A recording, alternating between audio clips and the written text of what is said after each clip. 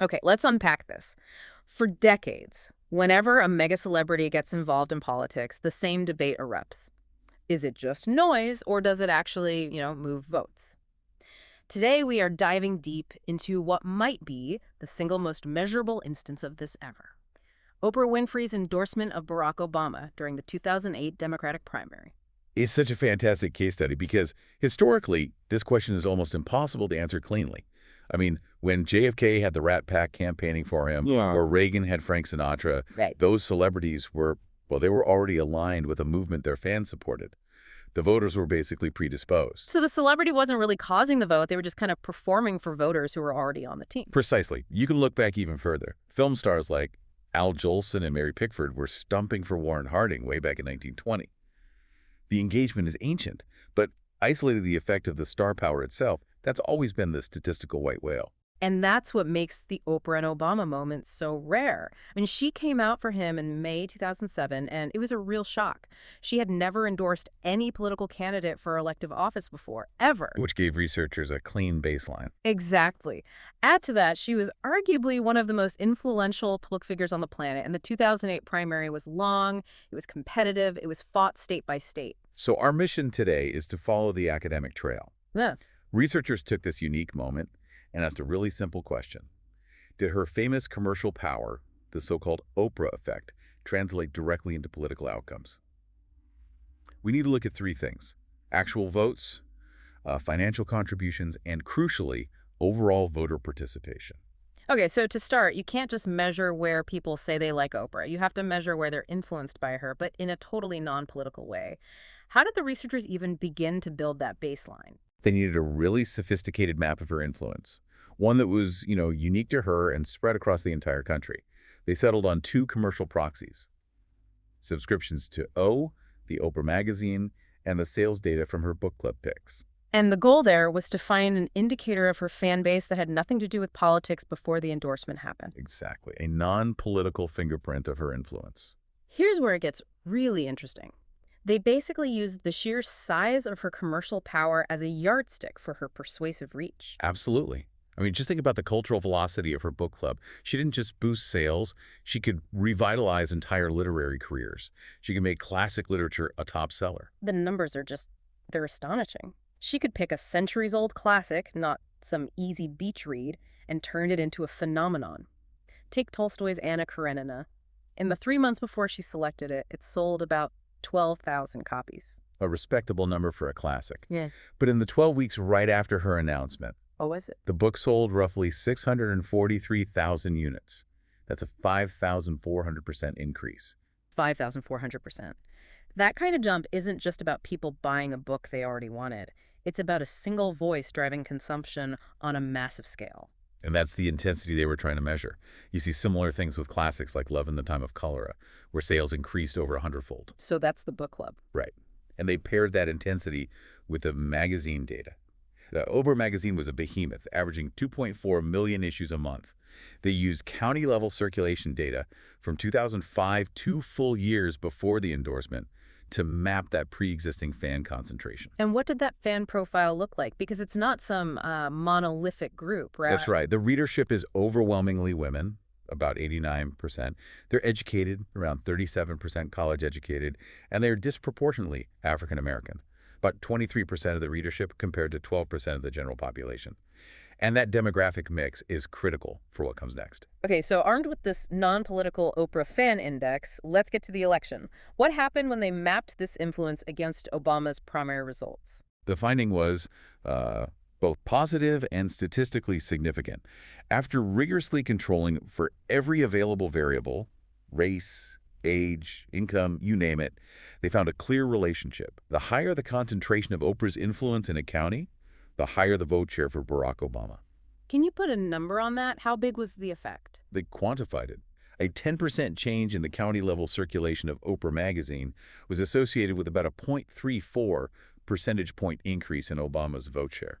0.34. I mean, that sounds like a small clinical number, but in a primary that was decided on razor-thin margins, that can make all the difference, can't it? Absolutely. That is the definition of a consequential finding. When you scale that up across all the primary states, you're talking about tens of thousands of votes. And the researchers also found a really fascinating difference between election types.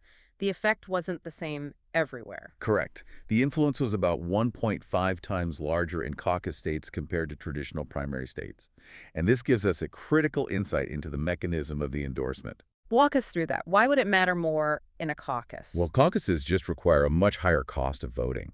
You have to show up, spend hours in a room, publicly declare your support.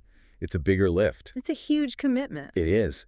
And this finding suggests Oprah's endorsement provided this powerful signal of motivation.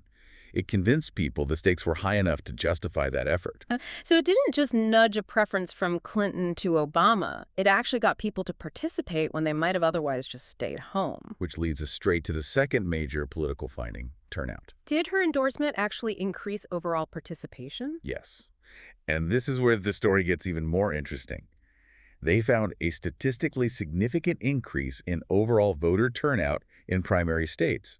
A 10% change in magazine circulation was associated with a 0.06 percentage point increase in total turnout. So it wasn't just about influencing committed voters, it was pulling new people into the political process. Exactly. But before they could declare victory, they had to deal with the elephant in the room. The demographics you mentioned earlier. Yes. Her audience is disproportionately African American. Obama was the first major African American candidate. So how do you prove this is an Oprah effect and not just a race effect? In other words, maybe people in those counties just already favored the candidate for other reasons. That's the big one. That's the potential omitted variable. If you can't prove causality, the whole study falls apart. So how did they rule out that underlying bias? With a series of really rigorous falsification tests, they essentially had to prove that this Oprah fan index only predicted Obama's success after the endorsement. And not before. And not for other things. So the first test was historical. Test 1. They looked at Obama's 2004 Illinois Senate primary. If Oprah fans were already prone to vote for him, the 2005 magazine data should have correlated with his 2004 success. It didn't. They found no statistically significant relationship at all. Okay, so it rules out some kind of chronic pre-existing loyalty to Obama. But what about just general liberalism? Maybe her readers are just more progressive in general. That leads to test 2. They looked at policy preferences. They found no significant relationship between high circulation counties and the liberal voting records of their congresspeople in 2007. They also checked Democratic Senate vote shares from 02, 04, 06. Again, nothing.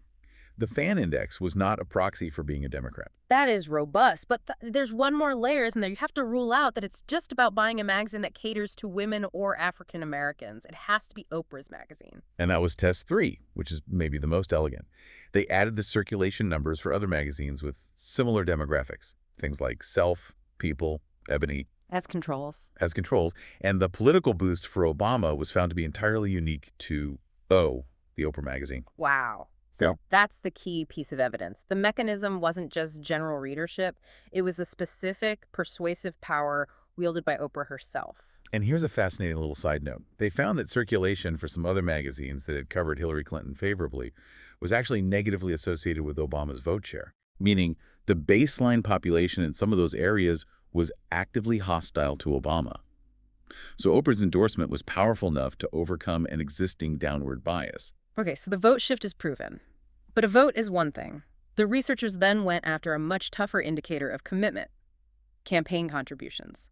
Giving money, that's a much stronger signal. It is, and this is where they used a time-based analysis, a difference in differences strategy. Can you break that down simply? What does that mean here, and how does it help isolate Oprah's impact? It's essentially building a perfect control group. They compared weekly contributions, specifically larger ones, $200 or more, before the May 2007 endorsement versus after. So the first difference is comparing the high Oprah counties to the low Oprah counties. Correct, but the second difference is comparing that change over time, before and after the endorsement.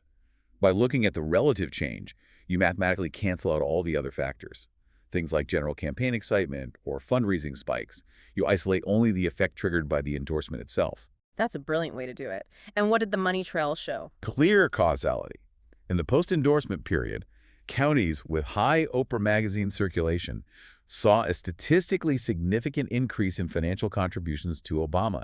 And, this is crucial, they checked Republican candidates McCain and Romney in those same counties. No effect. So it wasn't just a sudden burst of political giving. It was targeted at Obama. Okay, So if we connect all of this to the bigger picture, what was the total political weight of this one endorsement in that primary? This is where they synthesize the final magnitude. Across the primary states they analyzed, the total estimated effect of the endorsement was 1,015,559 additional votes for Obama. Over 1 million votes. Over 1 million votes driven by a single endorsement. That figure is staggering on its own, but what makes it so historically consequential? Well, that estimated impact, the 1.01 million votes, was actually higher than the difference the popular vote received by Obama and Hillary Clinton across the entire sample they analyzed. Wait, hold on. You're saying the endorsement wasn't just a benefit, it was the factor that created the popular vote margin between the two leading candidates. That is the inescapable conclusion of this research. It suggests the endorsement was responsible for the difference. That's incredible. That goes beyond symbolic. A celebrity endorsement may have single-handedly decided the popular vote outcome of the primary. And remember the participation effect we talked about, the boost in turnout. The 0.06 percentage point increase. When you quantify that, the estimated increase in overall voter turnout was 2,196,300 votes in the sample. So more than 2 million people came out to vote who otherwise wouldn't have. And that's substantially larger than the vote gain for Obama alone. Much larger. So what does this all mean? The core conclusion feels undeniable. Oprah Winfrey's endorsement wasn't a footnote. It was a major, quantifiable, and politically determinative event. It was. But it's important context for you to realize this likely represents an upper bound for celebrity endorsements. I mean, Oprah's influence in 2007 was truly unique. The researchers also suggest this effect is probably strongest in primaries, where the candidates are often ideologically pretty similar. Voters are looking for other cues, like a signal of a candidate's quality or valence. It sounds like she wasn't just persuading people to switch a vote, she was legitimizing the entire race for a huge segment of the population. Which brings us to a final provocative thought for you to consider. The fact that the endorsement increased overall participation by over 2 million votes, more than double the votes Obama gained directly, that suggests a massive social multiplier effect. And this raises an important question for you. Does the primary value of a high-profile endorsement lie not just in shifting preference, but in convincing non-voters that the election itself is important enough to participate in at all?